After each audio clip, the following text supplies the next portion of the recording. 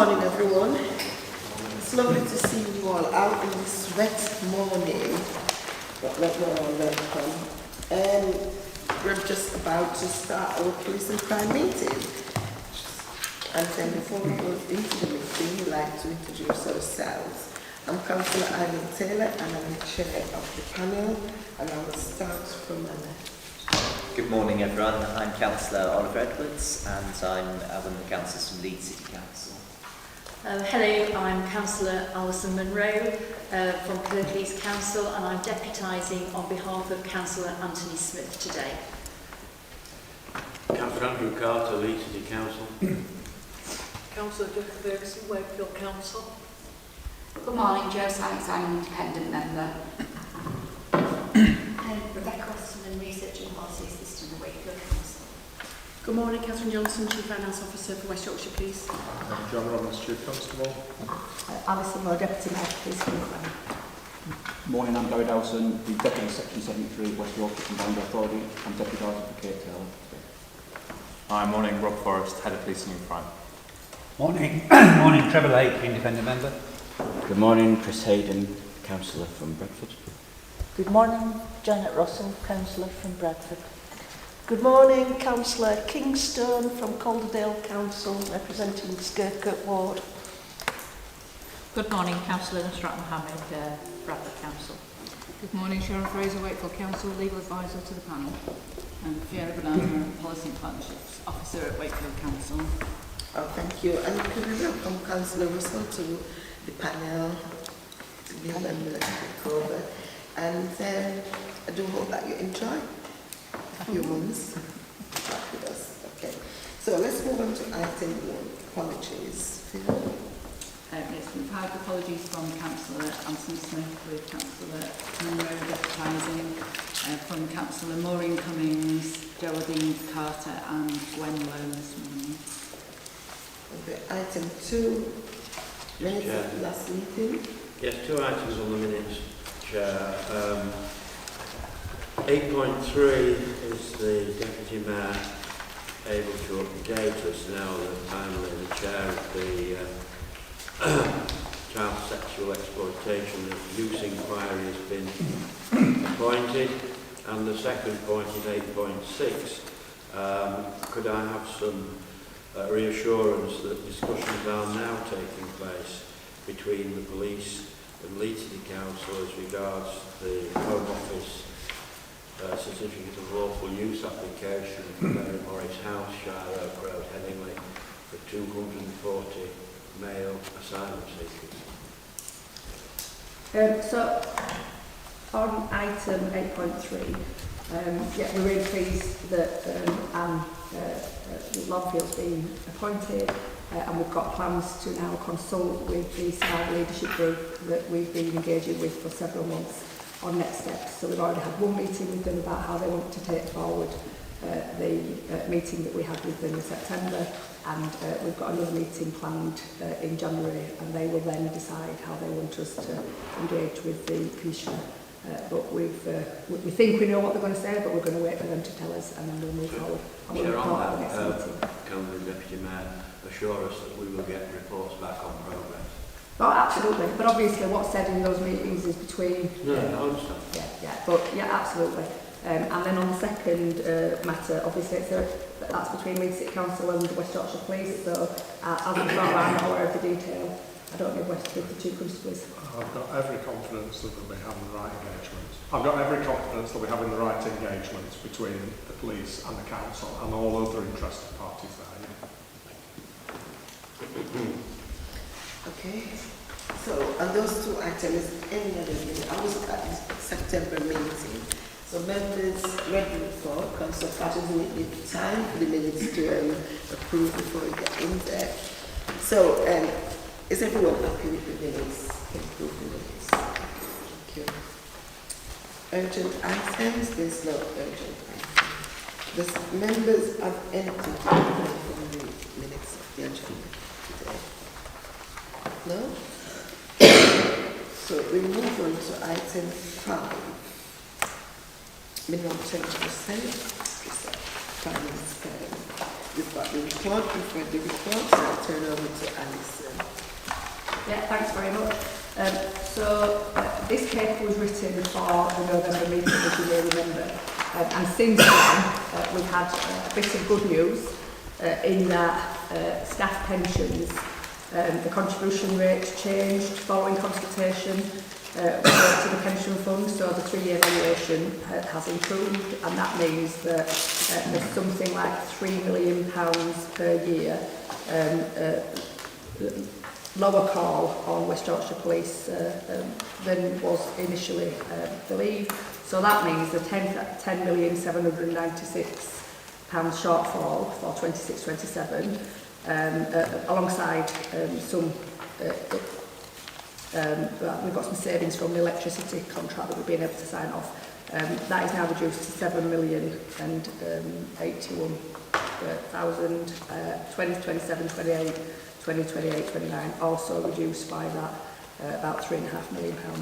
So with that erratum, happy to answer any questions.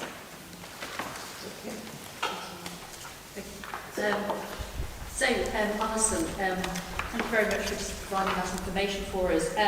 My question on agenda item 5 is, what can be done to minimise, or what has been done to minimise the reduction of the visible impact of the PCSOs in our local streets when they provide reassurance to residents, given the plan to decrease their numbers and when councils can no longer fund them? Thank you. Yeah, thanks very much. As you know, Tracy and I are really passionate about PCSOs, and we've been able to secure them for the first 3 years of the Mayor's term, but last year and this year the picture has changed because of the ongoing real terms cuts to policing. What's complicated the matter is the uplift. So on the one hand, we've got great news in that we were able to recruit over 1,000 new police officers in the first uplift. I think the final figure was about 1,100 and some odd for West Yorkshire in the first uplift through the last government. We've now also received funding for a further uplift, which will leave us with 100 more police officers this year who are all in post. And we're hoping that we will increase for the next 2 years, because the government's promised 13,000 and our share will be about 350, something like that. As each government has introduced the uplift, they have asked for a baseline of the number of police officers and staff that you have as a force. They then say, we're going to give you X amount of money, we agree that you're going to increase your numbers by this total amount, and when you've reached that amount, you're not allowed to reduce your police officer numbers. So that's your baseline that you've given us. This is the increase. You're not allowed to go below that number for your police officer numbers. So that cap in police officer numbers means that the only way that the efficiencies can be made is through police staff, and PCSOs are police staff. We in West Yorkshire have more PCSOs than any other force head of population. I think the Met's got more than us, but obviously they're massive. Wales has still got more than us, but they are funded 50% by their government. Although I do see that even in Wales, the number of PCSOs is also coming down. I can't remember, I saw that, but I saw it yesterday. So we're having to replace police staff who are doing brilliant jobs, maybe answering the telephone, maybe doing digital or forensic activities. As they leave, they're not replaced with police staff, they're replaced with police officers in what are called grey roles, which we've talked about here a few times. So not only are the government, so not only the public not getting PCSOs, they're getting a much, much more expensive replacement for those PCSOs, in that they're getting police officers who are great, obviously, but I'm sure those police officers would much rather be doing what they applied to do, which is being out and about in the public setting. So we're in a situation where the decision around deployment of resources is the Chief Constable's. That's his decision, it's not mine, it's not Tracy's. And then we hold the Chief Constable to account for delivery of the police and crime plan and the national and other policing measures that they are accountable for. And if the resources are not there, for PCSOs, as they are clearly not, because you've seen the numbers. They might have reduced by 3 and a bit million, but there's still a deficit next year, the year after, and the year after that. We've spoken to government, and in fact we've got the Home Office to come and visit us last year to go through all our books, because I don't think they understood. And we have continued to tell them, Tracy and I have continued to explain that if you will lift the cap, that will give the Chief Constable flexibility to mix and match the resources that he has at his disposal, and then we can have a better mix of resources that will meet the needs and the requirements of the public. But unless and until the government agrees to lift the cap, we will see more PCSOs reducing, and we will see more officers undertaking roles that could be undertaken by police staff. Obviously, the PCSOs are decreasing at the moment. We have new police officers. Are we going to see more of those on the streets? Yeah, you are seeing more of those with the PC, because the community needs to see them to feel safe. Yeah. I know in my ward we've got police base in the centre in Chapel Town, but prior to that, we barely see any visible bodies around to make the elderly in their community feel comfortable. And this is what we do need to see. Every so often we do need them. Yeah, no, I totally agree. As we know, there's a joint responsibility for community safety and feeling community safety between policing and the councils. The councils all chose many years ago to stop funding PCSOs. I wasn't in a position to ask the councils, what are you going to do about community safety then going forward? It is a financial decision you've had to make. In answer to the direct question, there's 79 less PCSOs across West Yorkshire over the next year. There's 100 police officers come in to replace them, so there's a net increase actually.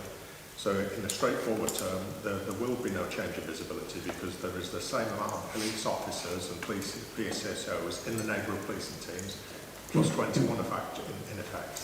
Now, I prefer the deployment of PCSOs because they spend more time visible in communities, because police officers, under threat, harm and risk, will get involved in arrests and other things, and there's a risk of abstraction. However, we're maintaining exactly the same criteria for the police officers as we do PCSOs about monitoring their abstractions, their commitment to neighbourhood policing, reducing the reasons why they can be deployed to other areas. So in simple terms, now there'll be more police in neighbourhood policing than there were last year, marginally, but the reality is, you know, that doesn't give the uplift that this current government were trying to achieve. It's just a replacement with different criteria.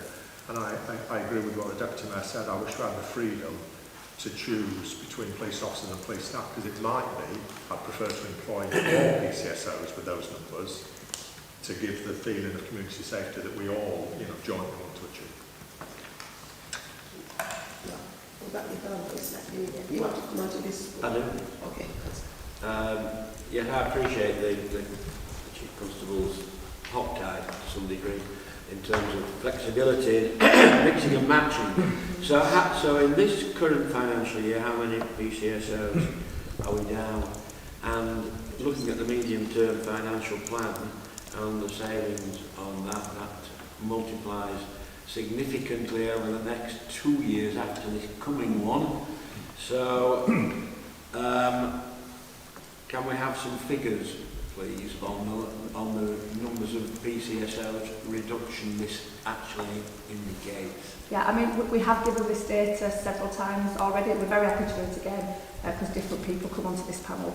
So the Chief Constables just said this year we've lost 79 PCSOs. No one's been made redundant as they leave, often to become police officers, then they're not replaced.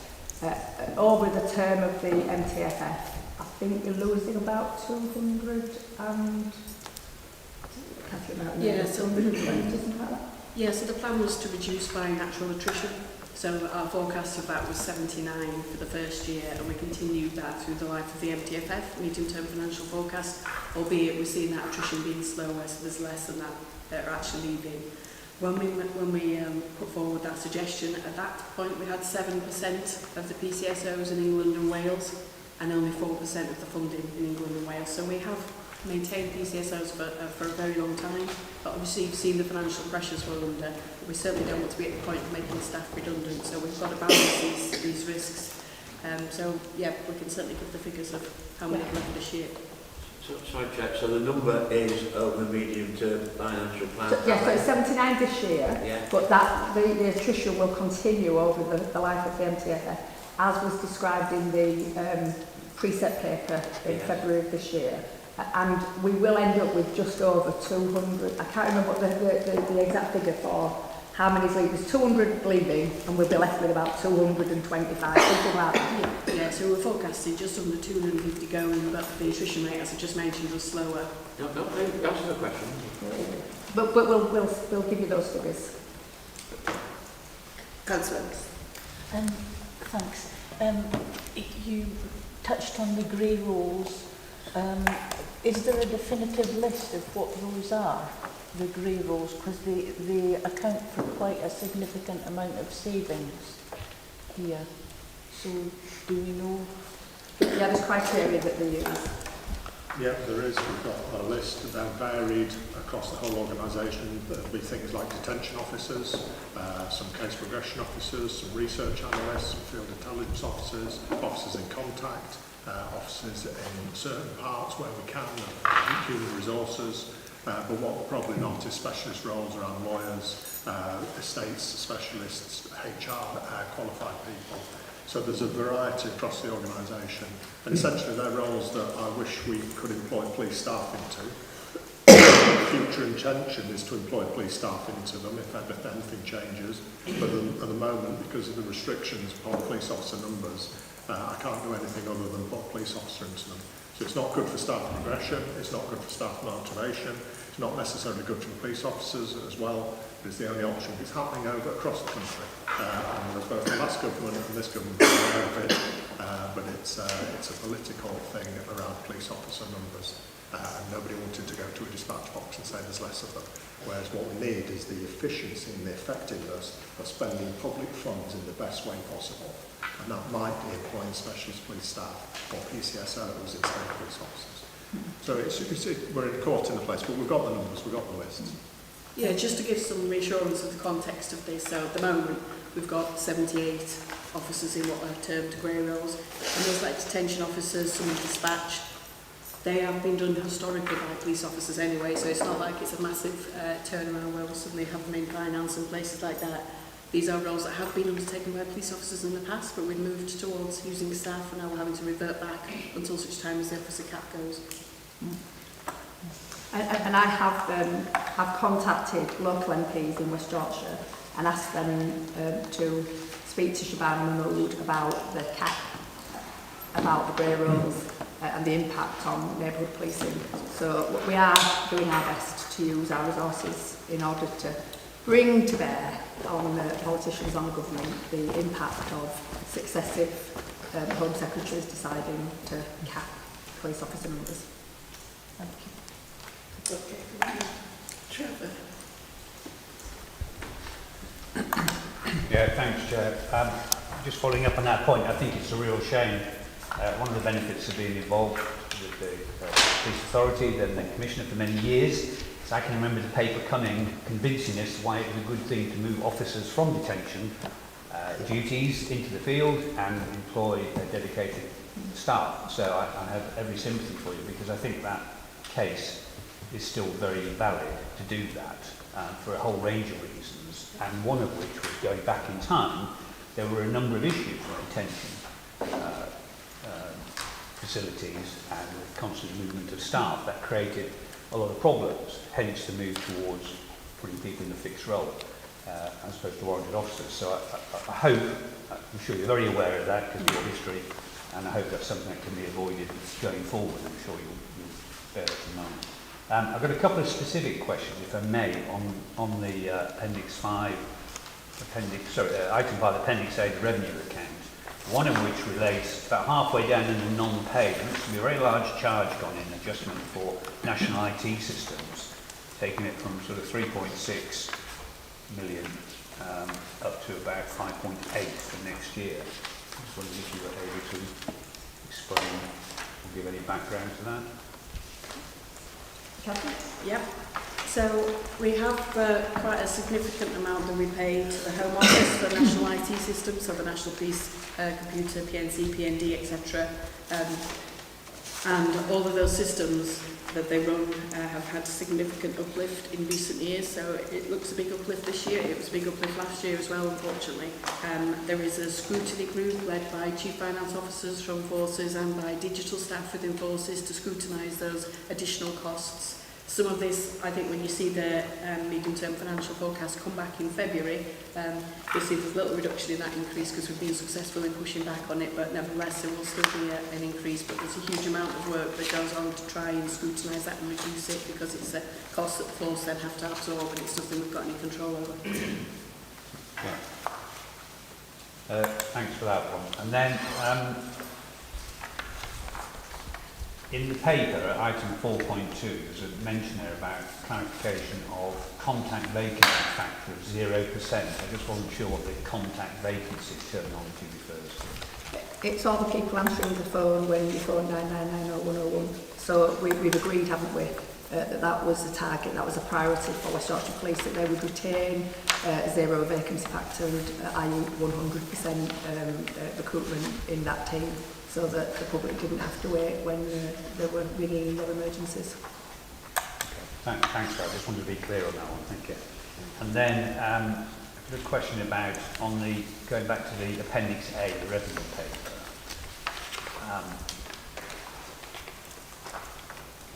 Under the West Yorkshire Mayor for Policing and Crime section, really the Office of Deputy Mayor, you're keeping the budget figure the same because you're making efficiency savings, I would imagine, over the next 4 years that reflect that.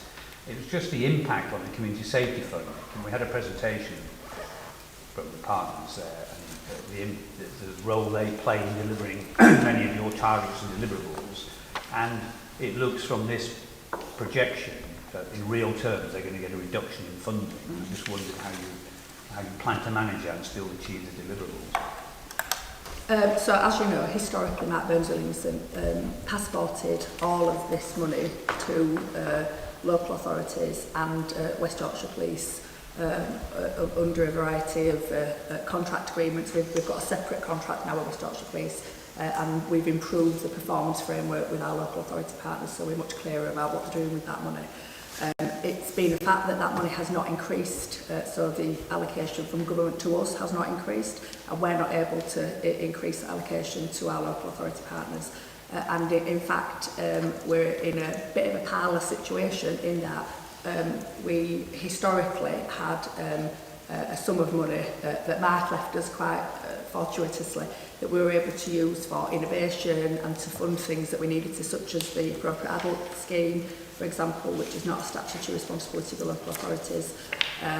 We're now having to use some of this funding, so we're top slicing some of that so that appropriate adults is delivered, but we're subsidising it each year to £250,000, and we're finding it really difficult to find that money because we're giving all our money to our partners. So actually, we are looking at that money in its totality and asking whether or not there is something different we need to be doing with it.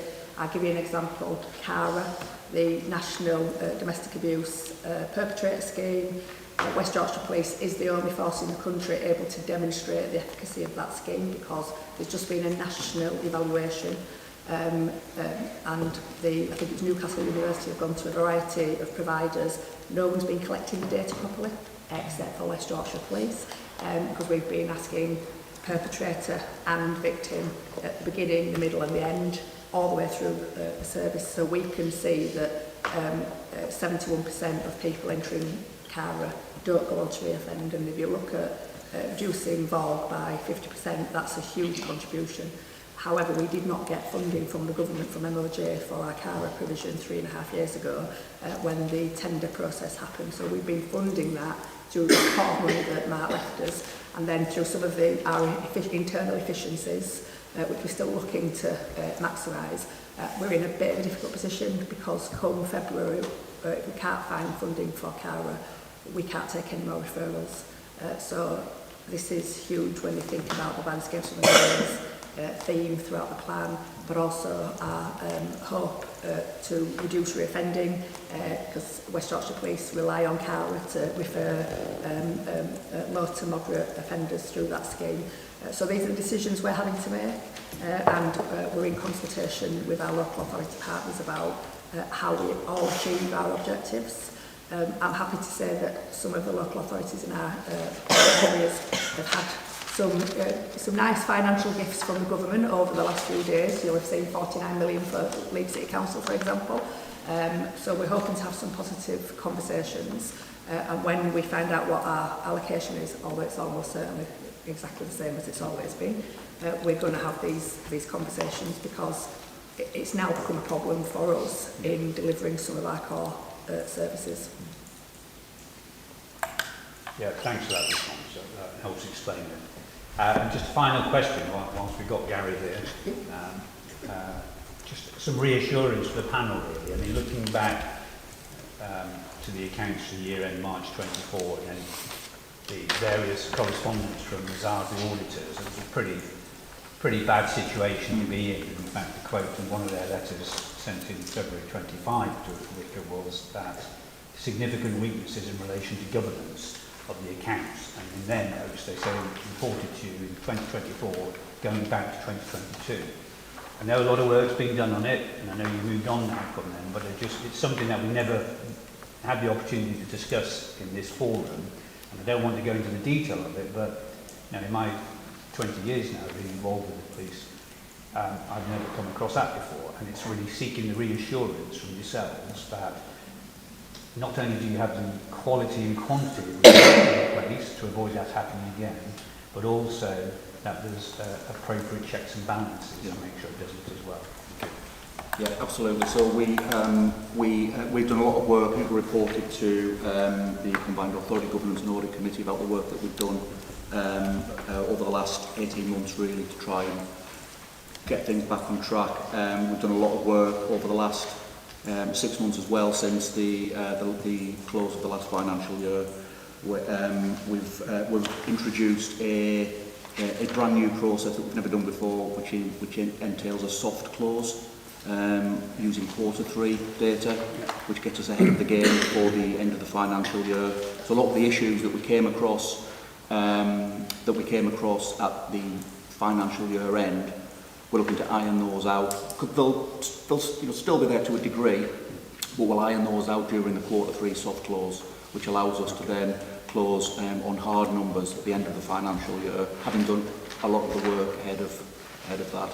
We're working closely with police colleagues in terms of getting their numbers. So, for example, there's discussions going on around how we get pension numbers ahead of the game to try and again ease the pressure of the financial year end and the timescales.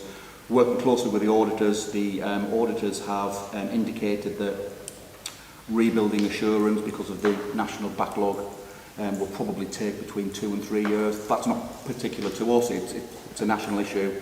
We understand that they may have some capacity issues themselves, but we're working through that with them. We're confident that we've done what we can, and as I said, working with colleagues across the board to try to make sure that by the time we come to financial year end, we're in a much better position than we have been over the last 2 or 3 years. Okay, thank you.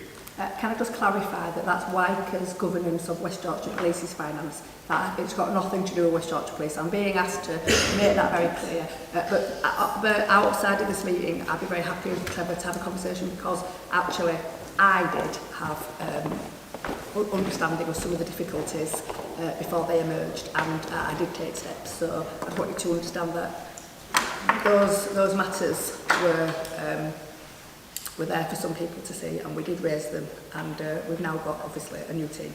So two things are linked. Yeah, thanks very much. Thank you. Is everyone okay with that? Fantastic. Okay, thank you. We now move on to item M7. 6, sorry, jumping. Saving your answer. You'd like to go to 7, Chair? No, you're not. Item 6, may I please have consultation? Yeah, thank you very much. This is the paper that we bring every year, which just outlines our approach to the precept consultation. Just to say that actually the team are consulting now, have already spoken to various groups about what they'd like to see in the letter that goes to the public about the consultation letter that goes to the public about how they're going to about what the level of precept should be, and we've taken on board that feedback already, we're expecting to find out what the actual amount is next week, we've been told.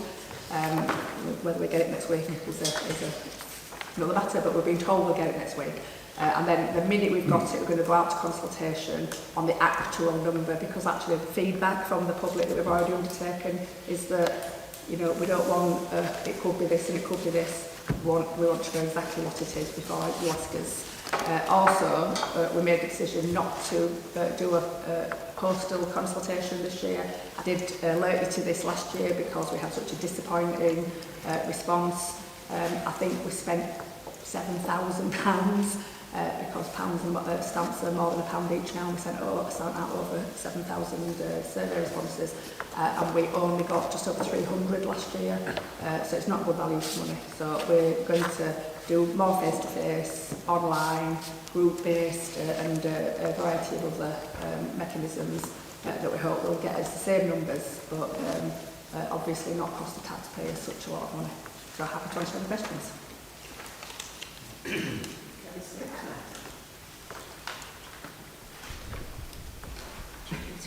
No? Alan. This is a sham, isn't it? Is it? It is a sham. It is because we've just discussed a paper on the medium-term finance, which has built into it a maximum precept increase of £14 next year. So you are consulting the people of West Yorkshire on a decision you've already made, and you wonder why the number of respondents goes down. It's plain as the nose on your face, why, I'm afraid to say. And the debate will be exactly the same as last year. And the Chief Constable will finally say, I need this increase to fulfil my commitments, and who can therefore then vote against it? So, I go back to the initial point, the consultation is a sham. It's worse than that, because our constituents, our residents out there know it's a sham, and we do nothing for our your credibility to even pretend this consultation is worth the paper it's written on. And furthermore, you now propose to limit the consultation, excluding various groups of people who are not in the current phase of using technology, for excluding them. One particular question, why don't you, to try and increase actual respondents, ask each of the constituent local authorities to put on their communications, as is Leeds doing at the moment, probably everybody else as well, saying your bin collection dates are changing over Christmas. Why don't you ask them to put a strapline at the bottom of correspondence going out from local authorities, reminding everybody in West Yorkshire who corresponds with the council or their councils that this consultation is open? Wouldn't that help? And why haven't we done it before, and will you do it now? So we do that. It's a brilliant idea, which is why we're already doing it. So if you go on the website, once we've uploaded the survey, you'll find that that's exactly what West Yorkshire local authorities do, and have done it for us for several years. I don't know that lots of people go onto their local authority websites actually, but we have obviously taken advantage of that. We pay for social media as well for those people who have got access to digital. We go to libraries, we go to shopping centres, we go to bus stations, we go to wherever people are, and we try to make sure that we speak to as many people as possible. And when we do the report to you back in next February, we will break down by age, ethnicity, religion, sexual orientation as far as we can. If you can give us that data, we will break down by protected characteristics the people that we've spoken to so that we can get assurance that we've been talking to a broad range of communities. We also break down by locality, so we know that we've got people from Edmund-Dwight as well as Halifax. So we try to get the voices of as many people as possible, but I cannot justify spending £7,000 to get 300 people to respond, and in fact over 2 years it's 400 people and it's £7,000 per year. So how many hundreds of pounds are we paying for one response? I don't think that's good value, and most people in West Yorkshire would not want us to waste money. In which case, given all you just said, your consultation is failing abysmally, isn't it? Because the number of respondents are going down. No, this is only for the postal survey. So we actually have hundreds and hundreds of people, thousands of people respond, but they just don't respond via the postal survey that we send out. And that's what we're stopping, the postal survey. And finally, Chair. And if I can answer your question about it being a sham, so West Yorkshire Police Can Live in Hope, they put £14 in their MTFF because obviously they're hoping that the maximum allowed will be the maximum that we are able, that you will agree to give to them, and they're entitled to do that. Because what else can they assume? Last year we did actually have an MTFF which had, I think, £10 and £14. Because the panel asked for that, so we put that information in there.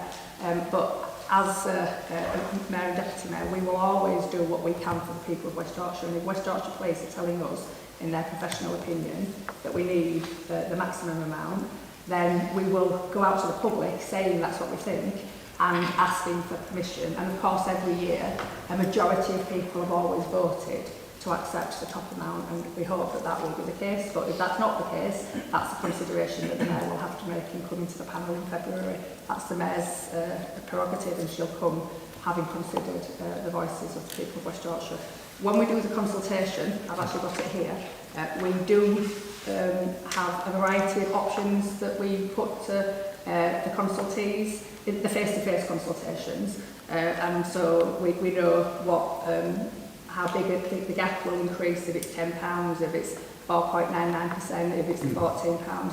So we give that information to the public so that they can understand. So the gap is X. If we don't get X, then the gap will be Y. If we don't get Y, then the gap will be whatever it is. So we try to give as much information to the public as possible.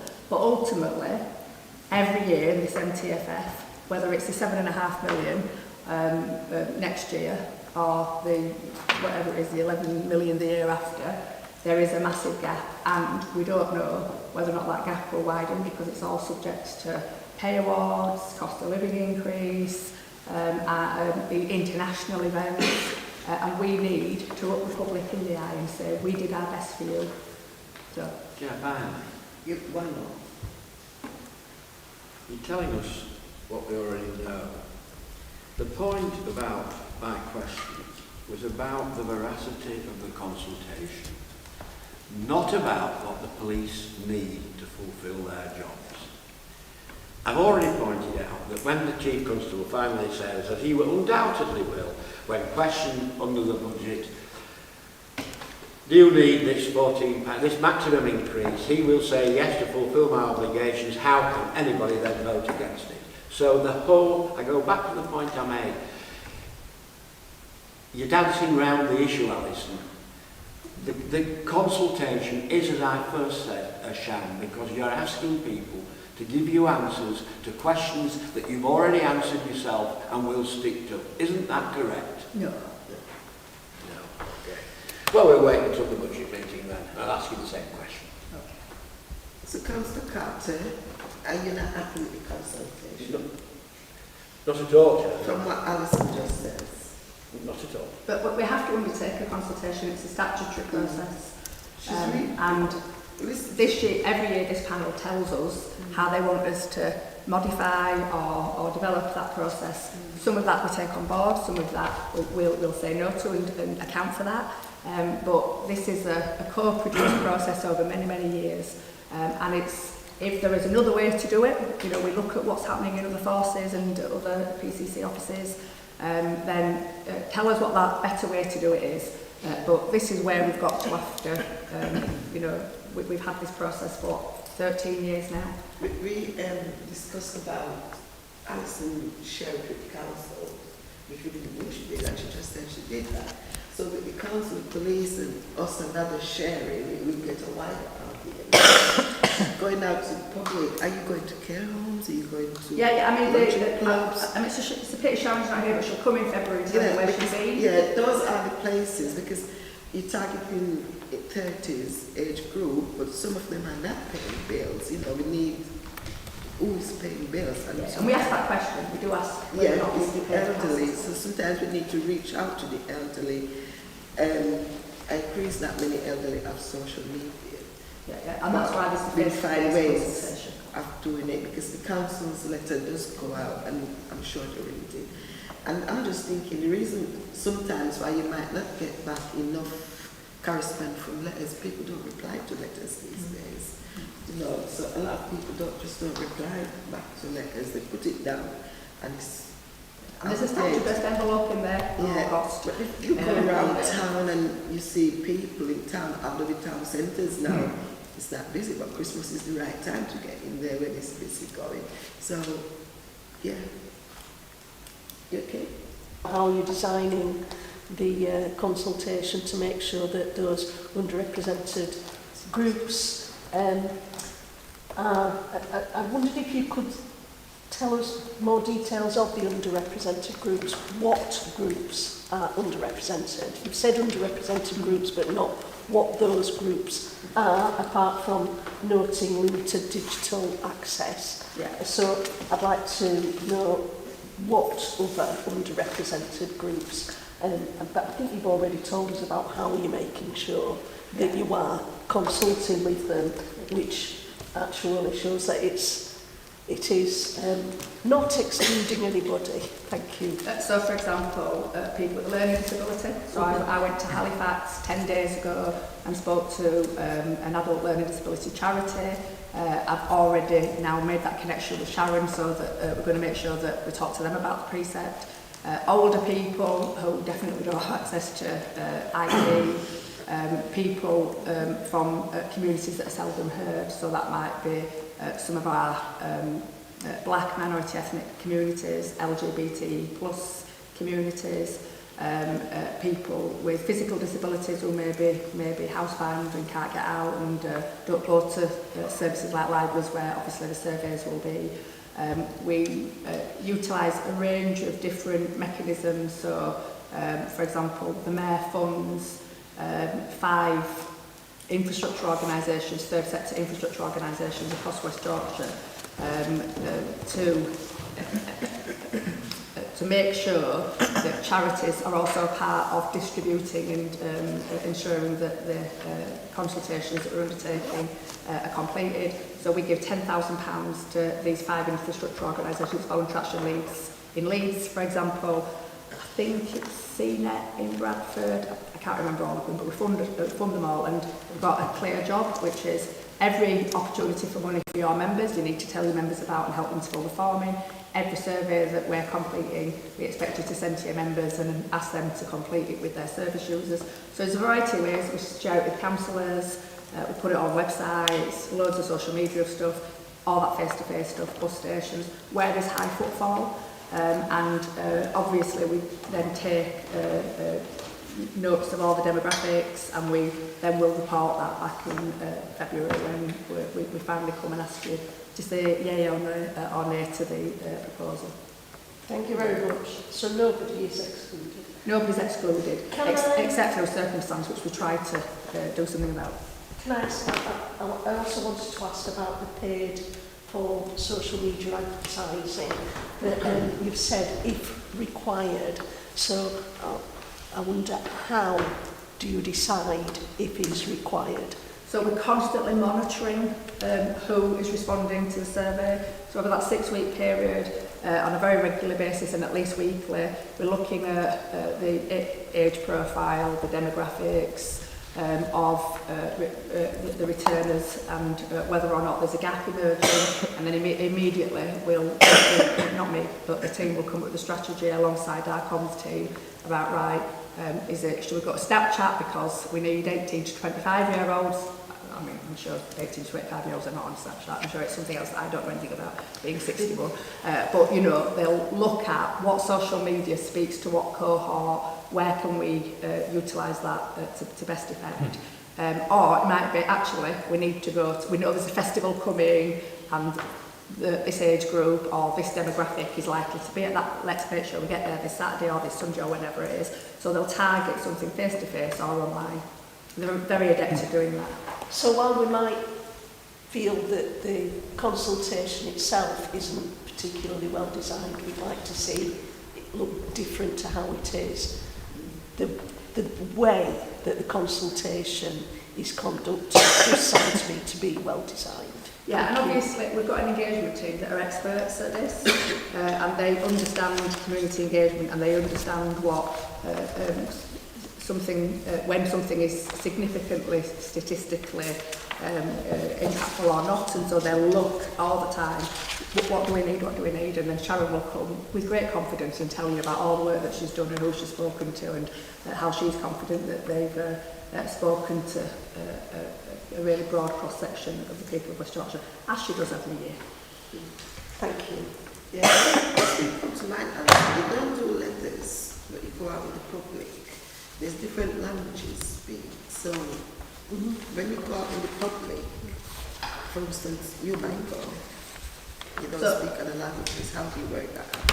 So there is a facility to change the language on surveys, so that we have got that facility. But obviously that's not when we're talking to people face to face. But if we were going to go to a Ukrainian group, although most Ukrainians speak better English than I do, you know, then we would identify who do we need to support us so that we get the best out of that meeting. So we would never go to a group of people who don't speak English without having somebody who spoke that community language.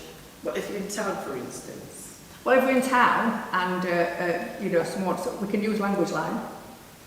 Okay. Thank you. Wendy just wants to say Sorry, when the engagement team go out, they do give the opportunity for people to contact our office if they want it in a different language. So they can just write in, email, however they want to contact the office, and then we'll send them the survey in the language that they want. We did trial a few years ago doing different languages, but there was hardly any uptake of it. So we decided this was the best way, alongside the things that Alison has said. Thank you, Deputy Mayor, and I'd like to build on some of Councillor Kingston's questions. So I particularly welcome to what you said about with that real-time monitoring of responses. That is welcome, and I think really making sure that we are getting as broad a range of responses as possible. I mean, when I was looking at this, I was thinking particularly about those communities with historically lower levels of engagement. So thinking about geographical area, but also thinking about protected characteristics. That's how I would frame it. I'd like to ask you how are your office planning to work with local councils in terms of their networks? So if we can develop this a bit more. So if I think about Leeds, for example, with the equality networks that we've got, what engagement will your office have with, and the Mayor's office have with those equality networks in particular, with community committees in different parts of cities and local authorities, and also with parish and town councils, which play such an important role in many local authorities. So if you could say a bit more about those three, please. So Sharon and her team have been doing this for many, many years, in police authority days as well as current times. So they've got really established relationships with all the local authorities and the different governance mechanisms that you've got, and so they're very well established. I don't know if always it filters down to the community committee, because I remember when I was on community committees, sometimes we knew about surveys and sometimes we didn't know about them. So I suspect we could do a bit more about going directly to community committees. Difficulty for us is who's the officer, they change so regularly. But we've definitely got contacts within our local authorities, and we do use our community safety partnerships quite substantially, so they tend to be our key contacts. So I know that they are working with us, and I think the hope is that they're distributing to the community committees because they know who the lead is for each area. So I'll take that away and check in with Sharon that she's got contacts with community committees, or if not, that she's expressly asking our CSP partners to make sure that their all your different community committee architecture is being included, because obviously you are assets and resources. I know that we send it to you as councillors and ask you to send it to your contacts too, and we'll continue to do so. Thank you. See no more. Can I just say something? Alison. Thank you very much for explaining what you've been doing and all the attempts that you've been making to bring this to the public's attention. However, just with regard to councils, it was interesting to hear that you do notify councils and they do put it on their website. But I'm wondering if it would be an idea to actually just send a very brief email to all the members of each constituent council and urge them to bring this to the attention of their residents in their wards, because that's something we could do on our social network platforms, and I think that might help, perhaps elicit more responses. I know I'd be more than happy to do something like that. So I just wanted to see if that would be possible. So there are 99 councillors in Leeds, I don't know how many in Bradford. So we don't have individual contact details for every councillor. What we do is we send it to the council and ask them to send it to every councillor, because obviously it's a lot of work, because I think across West Yorkshire you've probably got, 350, nearly 400 councillors representing, and they change on a regular basis. So we don't have every individual. I can't promise that I can ask the team who are out and about all the time working all hours God sends to send it to every single councillor. We send it to this panel, definitely. We'll send it to our CSPs, as we always do, and ask them to send it to all the councillors. I can't commit the team to sending it to every councillor because we just can't keep abreast of all the emails, all the detail. And if we start forgetting people or people move on, then it'll be our fault. So I'd much rather give it to CSPs and they do it on our behalf. So we could forward it, or just say we could forward it. When You can forward it to your council. Yes, please. I shared it in my page, but I've got good followers, so it reached beyond my wall. But if all 99 plus in Leeds Council shared it, it will go viral plus the other councillors. Yeah, and I'll ask the Mayor's got a political advisor, although there's a vacancy at the moment, and because we don't even send it to the MPs, so I'll ask the political advisor, we'll start in January, but to send it to all the MPs as well and see if they can share it with their contacts. Yeah. Thank you. Okay, thank you.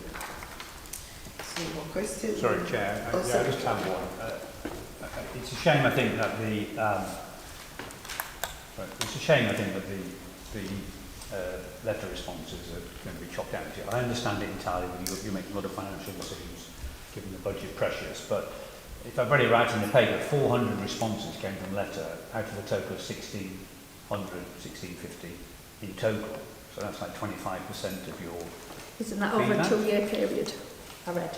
I think that was over a 2-year period, I think. 2.13 is 1,653 residents responded.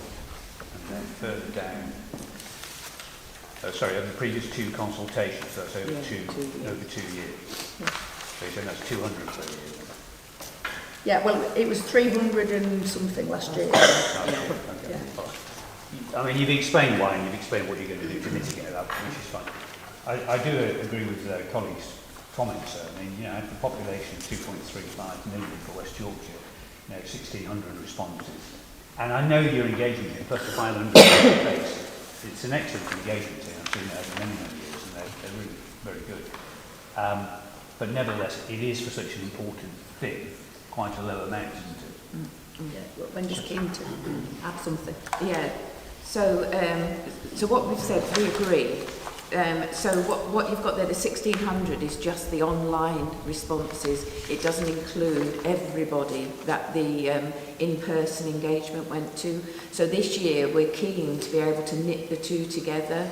So the in-person engagement is going to ask the same question that we do online, and then we'll bring it all back. So you'll see an increased number will be over the 2,000 definitely for this year, we're hoping. So yes, I agree, and we're going to increase the in-person because of the postal, so it should balance out, is what we're seeing. Okay.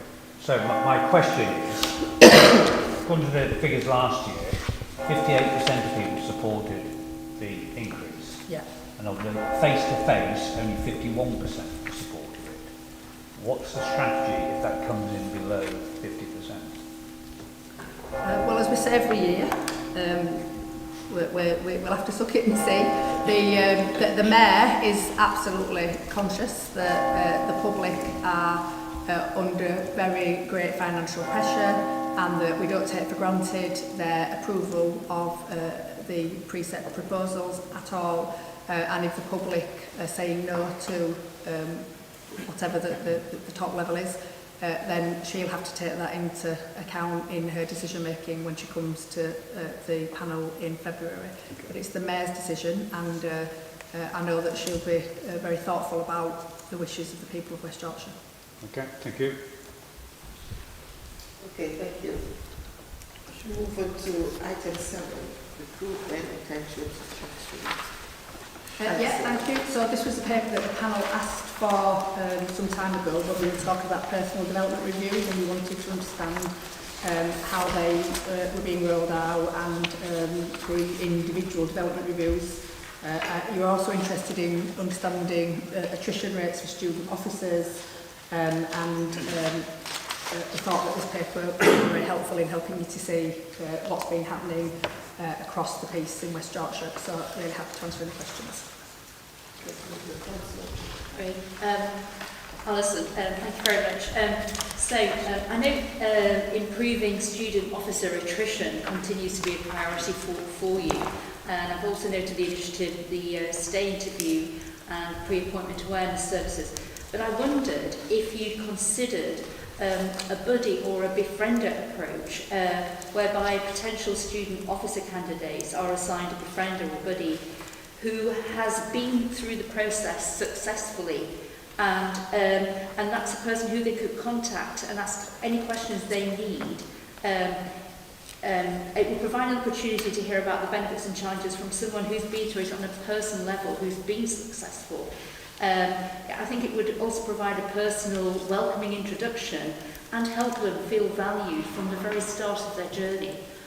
Is that something that has been thought about, and would you consider that? So I know that there is a mentor process in place, but that mentor is an existing police officer and may not be somebody who's just been through that 3-year degree programme themselves. So actually it's definitely something I can raise with the Chief Constable, in fact he's heard you.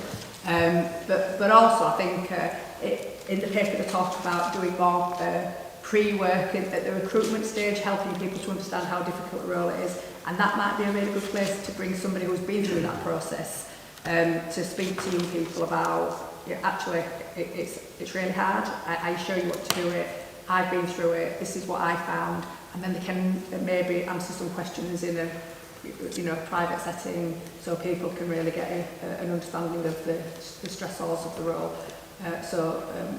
Yeah, definitely we can raise that with the People Directorate and see if that's something that they wanted to take forward, because I think it's a good idea. Thank you. Thank you. Councillor Kingston. Thank you very much. Excuse me. So the student attrition numbers, back to them.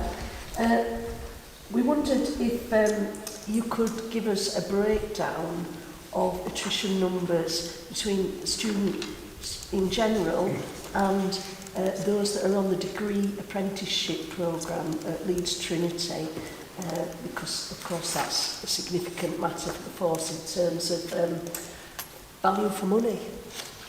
Yeah, absolutely. I think we've reduced the degree apprenticeship programme. We've reduced it.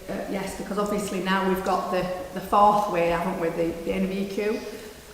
So historically, for those people who don't know, the last government decided that policing needed to be professionalised, although policing might have thought they were quite professional before that, and that everybody who was entering policing needed to have a degree. A decision was made that there was going to be a financial penalty for people who completed the degree and then left. So people got a degree and left, because obviously you didn't have any student debt, and you got paid while you were doing it, so who would want to do that? Although we had less attrition during those years than our national average. Because of pushback from PCCs, deputy mayors and the National Police Chiefs Council, after a while it was agreed that there would be another entry route into policing that wasn't just the degree entry programme or the apprenticeship entry programme. There would be a NVQ level 4 or 5? 4 I think it is. And that's is it like an 18-week programme? So that people can be on the front line after their initial training, pretty much like the old police officers used to be before this DHEP and the other one, the apprenticeship route came in. And so now what West Yorkshire Police are doing is a combination of the apprenticeship programme and the direct entry. But obviously more direct entry because better value for money, straight on the front line. You can get a mix of age groups because obviously it was very young people wanted their degrees, 18, 19 years old, and we as a force, like all forces, needed that mix of young people, but also people who had a bit more life experience. So it's a combination. So we can get the numbers of who's doing what and what the attrition rate is for each. Yeah. I'll give you them now. There was one degree entry who left, there was one Equaldic who left, there was one direct entrant who left. The vast majority, which is 30, was in the police constable entry programme. Because that's what we... very well, So there's only a couple of people who left the degree entry programmes now because we're doing less of them. There was 30 who left in the police constable entry programme, which is a normal entry route. You've got to put it into context. Policing and the public sector in this part have far less attrition than other sectors. Right. It's not an issue for us. I'm not concerned about attrition in policing and in the entry programmes. We're in a better place than other forces, and we're in a better place than other sectors.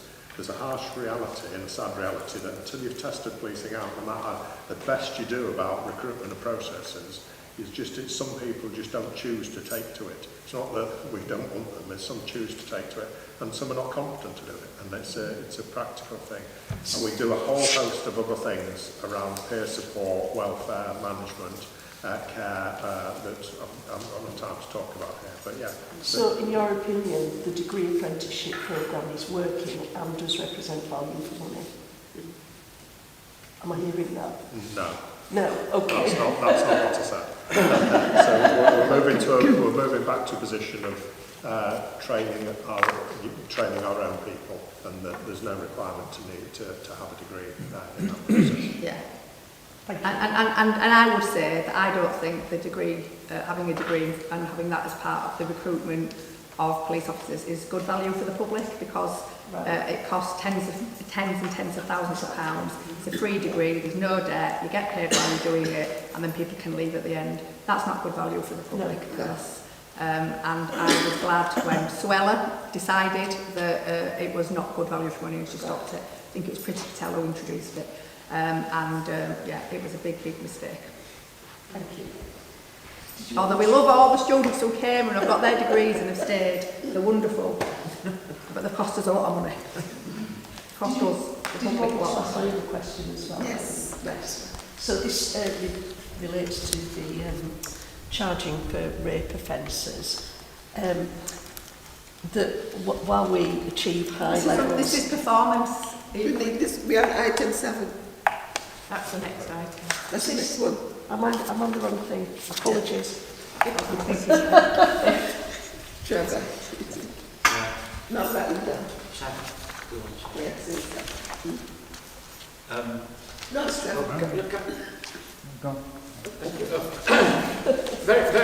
Very quickly, Chair, just referring to paragraph 2.1.1, is there any particular reason why we need the same amount of police staff rounded up in West Yorkshire as Greater Manchester and the West Midlands, when they both have 2,000 more police officers than we do? Seems to be a discrepancy there that requires a bit of explanation either now or during the budget process. Is up to you. Yeah, it's per 1,000 population. Yep. Yeah, we can definitely do it, yeah, it's per 1,000 population. Yeah, the big reason why West Yorkshire look to be slightly out of step on that analysis is because, and you'll see this when we take the paper in February, we split out what the officer numbers, staff numbers and PCSO numbers are for West Yorkshire, but what they are for our national and regional functions. So we run the National Police Air Service, which is 160 staff. We run Regional Scientific Support Service for 7 forces, which is 514 staff. We run the ROCU for the 4 forces in Yorkshire and Humber, and we run counter-terrorism for North East. So that is always just over 1,000 staff that we have for other functions. And So NPAS. if you take those off, we're quite low actually in terms of staff per population. We'd be down at 1.22. Well, I would suggest, Chair, that needs clarifying because it stands out a mile on this paper and it doesn't look good. Yeah, you'll wind it. So the numbers that are on this paper are the numbers that are put out by the government nationally. So I think, yes, I understand what you're saying, but I think as a panel we need to know what's out there so that you can ask the question and get that clarification, or else we can give you those numbers, but then it wouldn't be reflective of what's in the public domain. In which case we're doing ourselves a major disservice, aren't we? What's rectifying? Thanks, Chair. I just have a question. I wonder if we're able to see a table of levers by sort of category of officers and staff over, say, the last 5 years. I'm just conscious that with the attrition figures, and I understand that they're compared against most similar forces and national averages, but clearly with the extra influx of officers that we've had, I'd just be interested to see what the number of leavers were over the last And by leavers, 5 do you also want to include retirees? They're normally classed under the leavers total, aren't they? Yeah. Yeah, that's normally. There used to be a chart of whether it came to audit committee or ethics, I can't remember, but there used to be a little chart showing, numbers at the beginning of the year, additions, leavers, net total, just so we can have an overall strategic view of that. That would be really helpful. We'll pick that up outside of the meeting. Thank you. And then there's a question around Detective Constable direct entry. We had a presentation a while ago from one of your colleagues, and I think if I remember rightly in that, it was something like 30% of leavers from this entry route were under 5 years service. And it's kind of flagged up as I know it's a relatively new route into the force, and I can see here there's lots of work going on to put some support around it, but clearly it's still an ongoing problem for the force as a result of the cutbacks years ago. Yeah, but all forces. For all forces, and if there's any more you can share with us on how that sort of attrition rate there can be improved or is being improved. Thanks. Have you got any knowledge of that in the moment? Because obviously without the data, I don't know. Yeah, it has improved. The rolling total for the last 12 months of student officers is down to 8.8%. So I think with the change in the entry programmes, it's made it better. But we have got the data of total leavers that we can provide via Wendy externally, which breaks it down into category of resignation, retirement, death, misconduct, medical retirement and things. Yeah. That'd be helpful, thank you. Okay, thanks. There's no more on item 7. Item 7. Yes. Yes, I'm sorry. That's for being confused. This is on item 7. Just that I want to commend you on the positive action team work, seeing that we've had this 15% increase in staff from black heritage officers and staff. 15%? No, we're at 15%. We're at 15%. It's highly political at the moment, sadly, but I'm really pleased to see that. Yeah. Well done.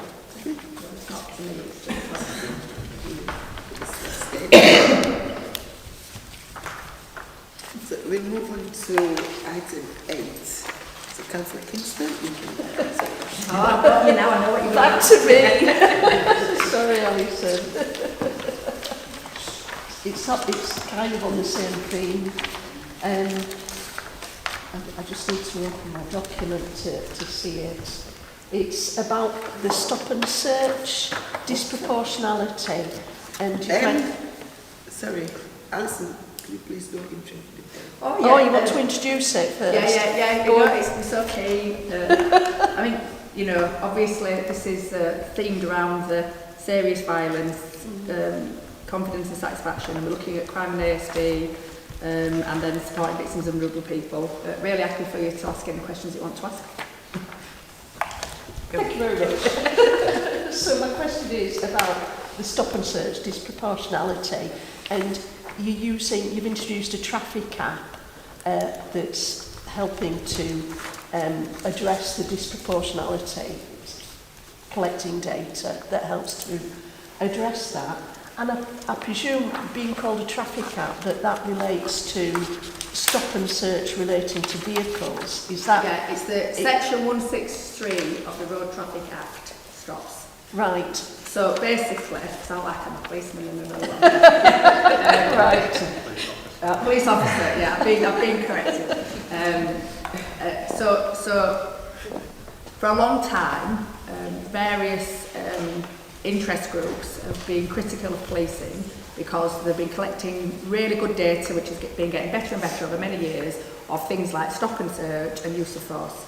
But an officer can stop somebody under Section 163 of the Road Traffic Act and not have to collect any data about the person that's being stopped. So you could do brilliant work on building those community relations, being open and transparent about your performance in relation to stop and search et al. And secretly doing all sorts of stops of black people that never got recorded and didn't show the true intent of individuals within that force, or even was potentially showing the culture of the force overall. And that was seen as a really big gap in the trust and confidence work that's ongoing in policing over a long period of time. So forces were asked to develop a way of monitoring, easily developing, because there's lots and lots of traffic stops of course, easily developing a way of capturing that information. It wasn't easy, it's taken many years to get to this point, so West Yorkshire Police and ourselves have been talking about this for about 3 years, and they've been looking to get a solution, a technical solution, which they finally got about 6 months ago. So it's been tested, and now we're in a position where we're able to collect that data. I don't think we're yet in a position to be able to analyse any data because we haven't got a full quarter. But when we get that data, we'll be able to understand whether or not it's disproportional. So we weren't collecting it, and now we are. Yes. Using the and then we'll be able to use that in the whole plethora of data that we're collecting on stop and search and use of force, because we at the Community Outcomes meeting, which is live streamed of course, and the papers that are presented, we've now got a really impressive portfolio of information that comes from West Yorkshire Police about their performance against these community tension, community confidence measures, I would say, and Section 163 stops will be included in that data set going forward. We still haven't really got to my question though. My question isn't about that app itself, it's about the numbers that we've got, because I presume there's also a disproportionality in people that are being stopped and searched on the street, not in cars. Yes. And so is that being recorded? Yeah. So that's being recorded and traffic stops weren't being recorded? Yeah. Right. So, because I wondered about these figures that we've got here, that there was a spreadsheet with a link to a pie chart and a graph chart showing the breakdown of ethnicity in stop and search. And there was nothing that showed, and this is what I want to get to is, can we see these broken down in terms of whether it was a street stop or a vehicle stop?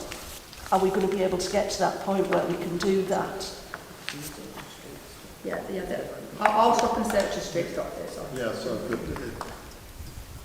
this is the challenge with policing, trying to articulate what we're talking about. We're talking about 5 different things in one. Stop and search is a very specific police power about stopping and searching for drugs or criminal property. Yeah. And it's a search of somebody to enable the police to either progress with that, or it was brought in to stop the police arresting somebody. The alternative to stop and search is we just arrest them, take them to the police station and deal with it there. So stop and search is a very specific and obviously very intrusive power. Stopping and speaking to somebody in the street is not stop and search. Yeah. Stopping a car, which isn't done secretly, I know you didn't mean it like that, is there to prevent crime. It's to prevent crime and to do it. What we're not aware of is we can't monitor the data, so I'm wholly behind exactly what the Mayor's saying, so we should do. So there's a stop to speak to somebody in the street, there's a stop and encounter asking them what they're doing there, there's a stop to help somebody in the street, there is then a stop and search to prevent criminality, prevent harm in society, there's then a stop of a motor vehicle to prevent crime, deal with road traffic matters, or to safeguard children, young people, elderly. They're all different things. So what we need to look at is the disproportionality. Iconically, the disproportionality, which doesn't mean discrimination, but it is disproportionate, is around stop and search. Quite rightly, under a lot of the work that's been going on across communities and in other ways, it's now spreading out to applying those monitoring bases to every encounter, including now when you record a crime, which isn't going down well with certain parts of the community, because we're then asking them their ethnicity, because we're required to by government and politicians, and of course people are saying, I'm just trying to record a crime, why are you asking me that? So we're developing and expanding that data so we've got the best, deepest possible understanding of where there is discrimination, unconscious bias, racism, or just disproportionate. There's got nothing to do with policing, it's got socio-economic and societal issues. So we're doing them all, and we're just trying to report that we're widening it, which is a good thing. It's a good thing for society, and it's a good thing for you all to see. Yeah. And obviously disproportionality could mean that there are learning opportunities, that there's training that might be appropriate to help people to understand that maybe bias was involved, maybe the communication or the intelligence wasn't strong enough, whatever. It's an opportunity for policing to get better, because where there's disproportionality, there is always a feeling, whether that's right or wrong, amongst communities, that its source is malign. So, still my question, is this data that I've got in front of me in graph charts and there's a pie chart about what was found? Yeah, I can see it. Is it to do with vehicle stops or is it to do with street stops? It's both. And I did answer both. that. It is a combination of both. No, right. no, it's not a combination. That is section, that's the Police and Criminal Evidence Act, where a police officer has used their powers to stop and physically search a person, can also be a vehicle technically, in order to seize drugs. It's not about vehicle stops, because that's something else. It's not about stop and encounter.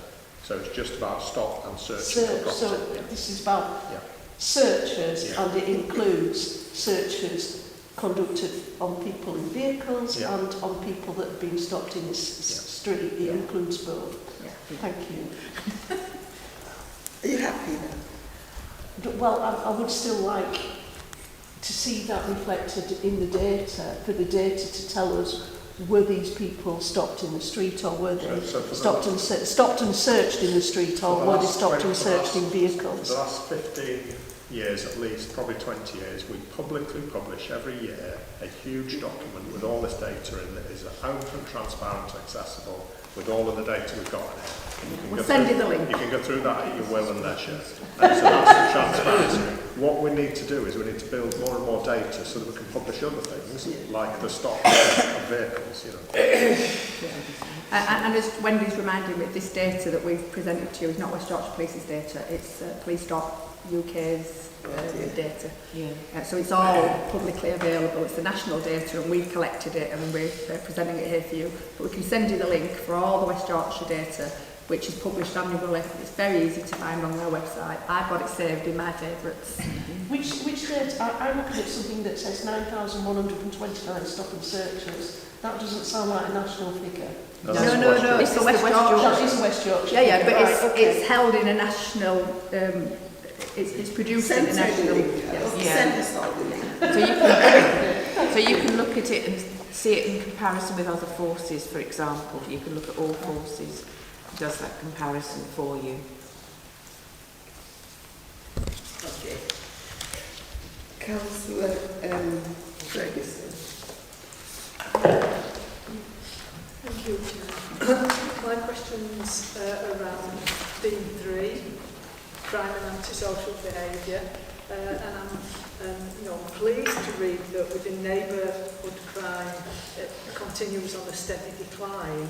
I'm frustrated in my own engagement with my residents that this doesn't seem to be the perception of the public, and I just wonder, how that might be addressed, how it might be already being addressed, because people in my residents don't see that antisocial behaviour is reducing. Yeah, I mean, obviously, some forms of antisocial behaviour are reducing and others are increasing, as is outlined in the report. What we need to also understand is that ASB, as it's recorded and reported, is a combination of crimes that sit within ASB and then that ASB that local authorities are responsible for. So, dogs barking, youths gathering, things that are not crimes but that make people feel less safe in their communities. And this data is both of that information, because even though West Yorkshire Police collect the data, it's informed by the local authorities as well as the crime data, so it's a combination of the two. And so we all just need to get better at communicating to the public what is a crime, what is not a crime, what's the feelings of lack of safety and the reason why, and then what we're doing about it. So, as you know, the police have got the community, not alert, is it community? Community alert, yeah, community alert.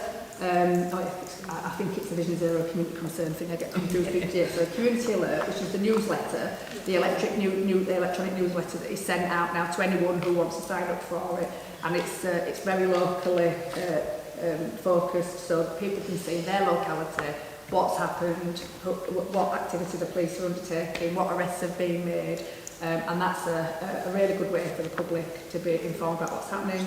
We're now working with more and more partners on the partnership information portal. In fact, I was at IMWS on Wednesday with police, and IMWS, which is the Indian Muslim Welfare Society, have just agreed to become a PIP partner and also a hate crime reporting centre, which is great.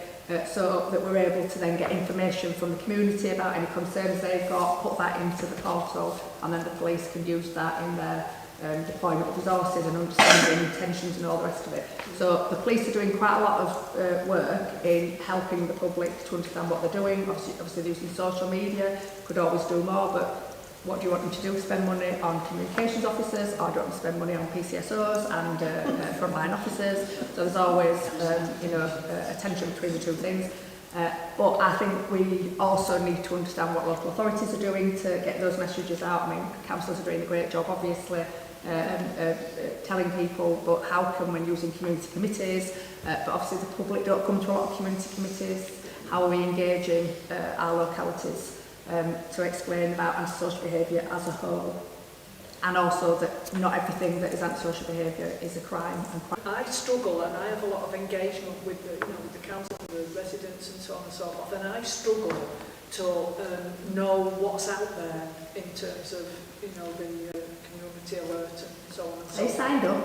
I am, yeah. I am signed up. And it might be useful to have a bit of a very simple plan on the page type thing of what is actually available out there. I don't know whether that's what in terms of my remit. Yeah. So you mean in terms of what the policing? I think I've just given you the list, but yeah, we'll go away and have a look at how the police communicate with the public. the list of things. But I think that it won't be a full picture of all the things that are around, because other partners, so WICA's got lots of stuff and local authorities have got lots of stuff. And it's not just a police problem, is it ASB? I know, I know. If I get a list, I can make a picture, a plan on a page. Yeah. So we'll go away and have a look at all the different ways that the police communicate with the public, and we'll send it to you. Brilliant, thank you. Yeah, if you look at the report, you can see where most of it are going down, which is good news for the police that they're everything is okay. But honestly, what are you, the team are doing regarding the court cases to speed it up? So obviously, the court system is separate to West Yorkshire Police. In my role as chair of the local criminal justice board, we meet regularly, in fact we met yesterday, to look at how we can work better with the court system. And we've just had an away day a couple of weeks back where we've come up with some priorities, and improving the court process in order to speed it up is one of the priorities that we've set. So there's already a group that looks at how effective magistrates' courts are, and magistrates' courts are working flat out, doing really well, and we've got a lot of data that is reported that evidences the efficacy of magistrates' courts. Lots of problems and time delay is around Crown Courts, and so what I'm going to be doing alongside ACC, Sarah Jones and Jonathan Storer, who is the Regional Director for CPS, is we plan to meet Judges Rose and Guy Curl, and ask them if they will support us in setting up what we're calling a Better Case Management Board. And that Better Case Management Board is the equivalent of the TSJ, the thing that we've got in magistrates, which will really drive improvements in the performance of the whole system. So what is it that's not working as well as it could do? Also, we want to introduce the concept of AI and other technologies into the court systems and the way that policing is able to support the system. So, for example, the police can sit for a whole day in court waiting to give evidence. Could they do that in a police cell and use the Section 28 facilities? Only the judges say yes. So those will be some of the things that we'll talk about.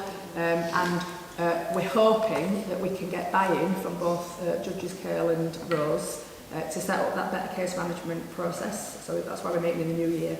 And that will hopefully give some respite to both victims, but also perpetrators who must be very, well, alleged perpetrators who must be very worried about that court case that's pending. Having said that, the issues are structural, you know, and that's why we've been told that there's going to be some changes to the way that courts are working, and that the trial by jury is not going to be right for everyone as it has been for, you know, hundreds of years.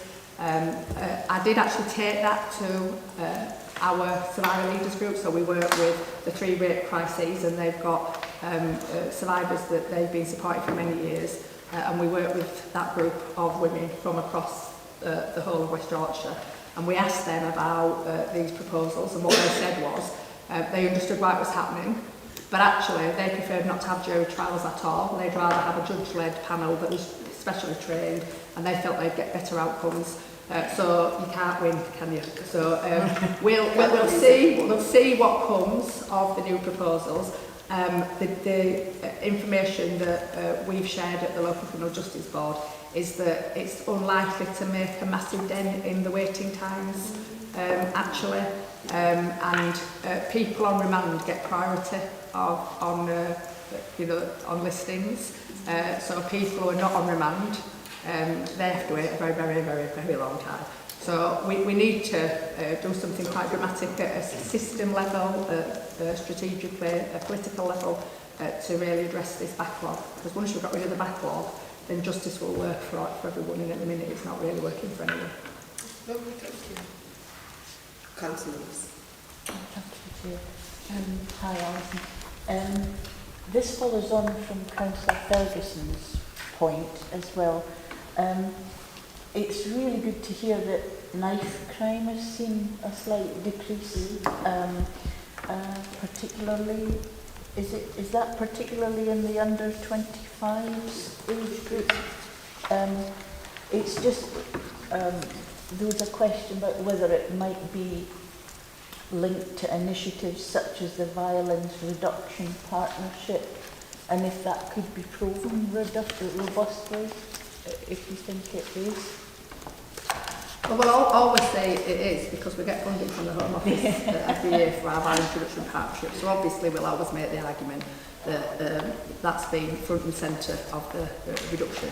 Otherwise they might not give us any money. But all jokes aside, it's definitely a partnership approach between West Yorkshire Police and the VRP. Our VRP, unlike many of them nationally, is led by a police officer. Chief Superintendent Heather Wilson is now leading the Violence Reduction Partnership, and that gives us lots of opportunities to work better with the police and for the police to work better with us. So yes, the VRP is able to really focus resources, but they also have got the ability to commission partners, local authorities, third sector partners, to do that targeted intervention that the police can't do. So, but some of the benefits of that are more longer term. So the work they're doing in schools, for example, you know, we won't see the benefits of that maybe for 5 or 10 or more years. So I don't think you can point wholly to the work of the VRP, but you can definitely see that the benefits of the VRP are impacting positively on West Yorkshire Police. I think things like knife-enabled robbery, where Gemlock, which is West Yorkshire Police, but it's West Yorkshire Police's equivalent of the VRP. It's their response to serious violence. We can definitely point to positive outcomes as a result of that targeted work that Spotlight are doing in partnership with the VRP. They share the same data set, they work together really closely. So for example, one of the things that Gemlock did was they used data on ASB and serious violence to target a social media campaign to people in a particular hotspot in Leeds, so around Kirkgate.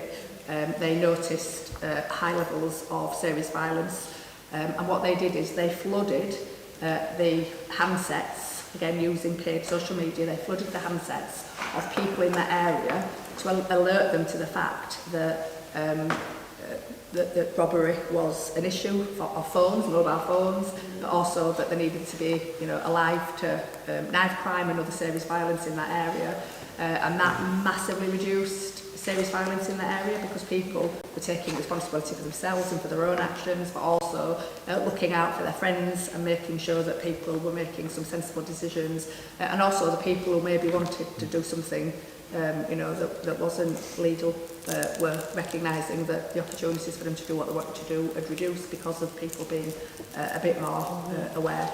So that was a really, really good piece of work, but that was West Yorkshire Police, but working with the VRP. So we can't say that that percentage decrease is down to body X or body Y, but we can say together it's all going in the right direction. Yeah. It would just be really reassuring for people to know. I mean, it's a great story. But I don't know that, I mean, I push back a bit. I don't know that people care that the VRP have helped reduce violence or whether it's West Yorkshire Police. As long as violence reduces, it's a bit like the ablative absolute. The thing being done is what's important. Who does it is less important when you're a member of the public, in my view. For the government who was funding this or that, they want to know. Thank you. Okay, I've got no more names. Is anyone else? No? I'd just like to say thank you to Wendy Stevens and her team for compiling all the documents for the reports today. Oh. It is brilliant, isn't it? Really good. Very well. And actually the link to the police website, to the page on all the data is in the quality stuff, it's in the documents that you've got. So if you go into the Excel document, the link is there. Did you want to ask about rape and serious sexual assault? Because you didn't ask. Did I want to ask about that? Yeah, because you started asking it under item 7. No, it was about, you've already answered it. It was about court today. I don't want to give myself any more work. You want to talk about it, Alison? So no need to ask it because you've Do already you want, talked have you about have anything to say? No, I mean, I just want to say that local criminal justice board yesterday, you know, we're doing really well in some areas. We had a briefing here, didn't we, with Simon a couple of months back, maybe 4 months ago. We talked about some of the successes, and I just wanted to share that of all rapes charged nationally, we account for nearly 6% here in West Yorkshire, but we're less than 5% of all rapes nationally, so our performance is better, and 11.6% of all our the rapes that we send to CPS ended in a charge, compared to 6% 2 years ago, and nationally it's 9.5%. So these are not great numbers. We want it to be much higher compared to national average. You know, there's some green shoots and things that we need to be celebrating. And then the average time to charge for rape is 183 days, but the national average is 334 days. So these are all, you know, evidence that the Women's Safety Unit, the focus from West Yorkshire Police, the Opposite Area approach, all coming together, as in the last answer, everyone working together is you know, improving the situation for victims. And then just finally on that, in the paper it talks about the attrition rate and the number of cases closed due to victims not wanting to pursue is 25.7%, but the national average is 55.9%. Yes, after charge we're slightly higher at 19.2% versus 17.6%, but if you've still got to look at that 30% better performance at the front end, we've still got more victims confident and satisfied with the process and continuing through to the end, and then getting a better outcome at the end. So, you know, things could always be better, but it could also be a lot worse. I'm prepared, so I wanted to say it. I'm sorry I didn't ask Right, so we move on to item 9. The main response, Alison, the deputy mayor response. Yeah, thank you. Yes, so I just wanted to remind people that we did host the CSE meeting with survivors on the 19th of September along with mayors, along with MPs, and we now know that we've got a chair, so we're going to take that forward, as I've already explained to Councillor Carter. So we'll come back when we've met with survivors and we know what the next steps are, because even though we will not be front and centre, this is all about the survivors being heard. We're really proud of the way that we're able to support the women to have their voices heard in this process. We had a West Yorkshire-wide Reclaim the Night night on the 26th of October, which was amazing. Although I have to say, a month later in Wakefield, they had a second event, so they had a preparatory event on the 26th of October and then the big event on the 27th of November, which I have to say was life-affirming. It was amazing. About 350 people turned up. Men, women, children, it was amazing. So really want to thank everyone for supporting and taking part, and we hope that we're going to be able to continue that next year and have even more people and narrated. That would be helpful. We held our second series final strategy co-production event in Bradford on the 26th of November, and this is all part of the consultation on our to deliver the strategy, which we're hoping will be out sort of May time next year. It was really well attended, and it was primarily VCSE, third sector, VOG specialists, some survivors in the room.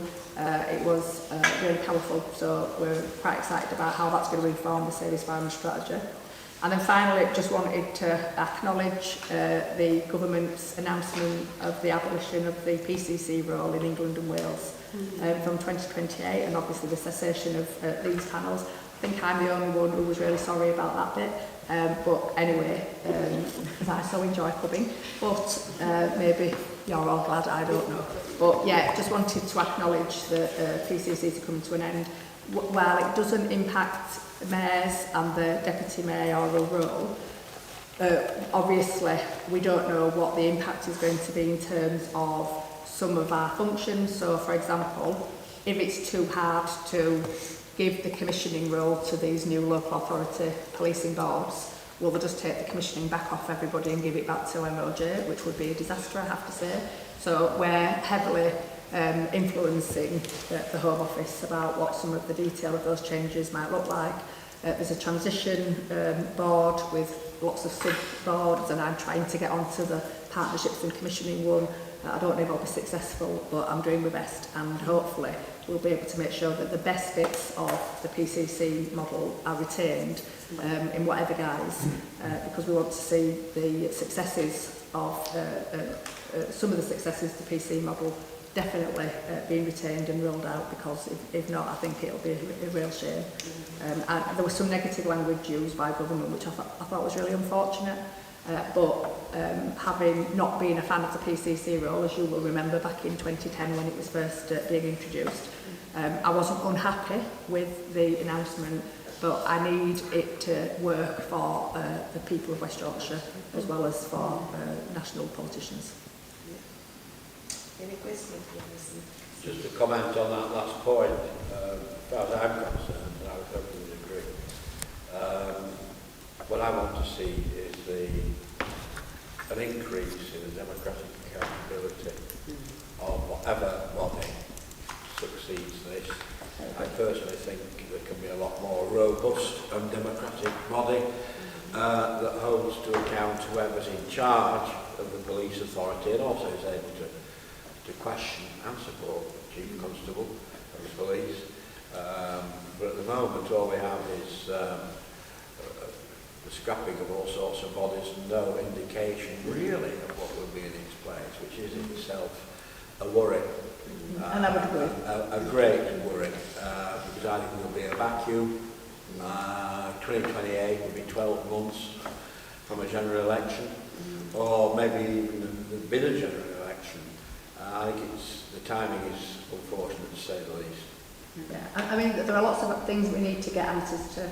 So I'm doing my best at a national level to make sure that the interests of West Yorkshire are Yeah, thank you. Any other ones? No? Thanks, Alison. Thank you. 10, public key decisions. You can look at the website to see, police and brand website to see as Alison promotes every day, I think every week. Agreed action plans. These are plans that was agreed by us some time ago. I think we're up to date compared to one up to date. And 4 action plan.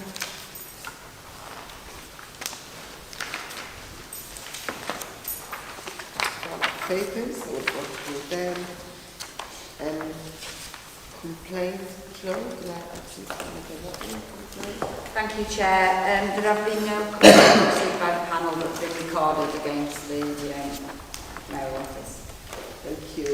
And just leave us to know any other business? Are there any other business? No? Can I take this opportunity to wish each and everyone Merry Christmas, have a lovely Christmas and best New Year. Bring the meeting to a close and thank you all for coming. Have a lovely Christmas.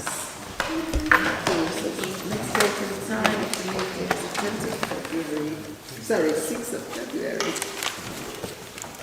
6th of February, 9 p.m. previous. Don't forget. No, it's 9 a.m. Oh God, I do need some water.